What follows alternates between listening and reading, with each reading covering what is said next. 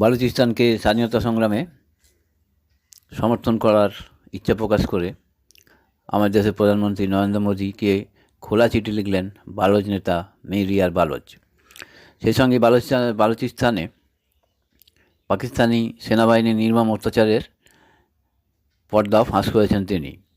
মীর ইয়ার বালোচ তার চিঠিতে লিখেছেন, অপারেশন সিন্দুর আর 7 দিন চললেই আমরা স্বাধীন হয়ে যেতাম।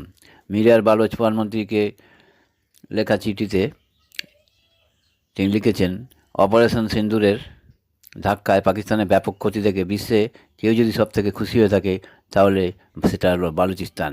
অপারেশন সিন্দুর ভারতকে পূর্ণ সমর্থন জানিয়েছিল বালুচিস্তানের মানুষ।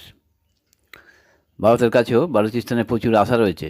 সেই আশা হলো বালুচিস্তানের স্বাধীনতা, এবং এই স্বাধীনতাকে যাতে স্বীকৃতি দেয় ভারত, সেটাই চাইছে বালুচিস্তান। চিঠিতে মীর ইয়ার বালোচের অভিযোগ, আমাদের সুন্দর বালুচিস্তানে পাকিস্তান যেভাবে 6টি পরমাণু বোমা পরীক্ষা করেছিল তার কুফল এখনও এখানকার মানুষকে ভোগ করতে হচ্ছে।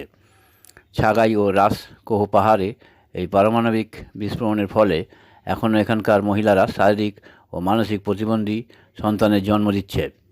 উর্বরতা হারিয়ে লক্ষ লক্ষ একর কৃষি জমি পতিত হয়ে পড়ে রয়েছে।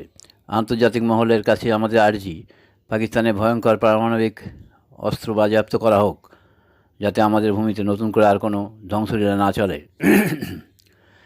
মীর ইয়ার বালোচ তার চিঠিতে আরও লিখেছেন, পাকিস্তানের জেহাদি সেনাবাহিনী ও আইএসআই বালুচিস্তানের খনিজ প্রাকৃতিক সম্পদ লুট করছে। সেই অর্থ ভারত ও আফগানিস্তানের বিরুদ্ধে সন্ত্রাসবাদীদের কাজে ব্যবহার করা হচ্ছে।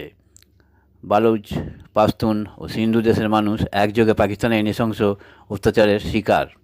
ভারতের সঙ্গে একযোগে আমরা জঙ্গি শিবিরের অবলুপ্তি চাই। আপনাদের সেনাবাহিনী যেভাবে একযোগে পহেলগাঁও হামলার প্রতিশোধ নিয়েছে, ইতিহাসে তা স্বর্ণাক্ষরে লেখা থাকবে বলেই বালুচিস্তান মনে করে।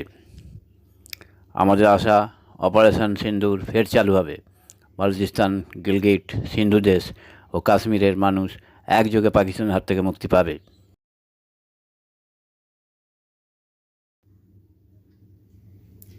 প্রতিবেদন, বালুচ টাইমস 9.5.25।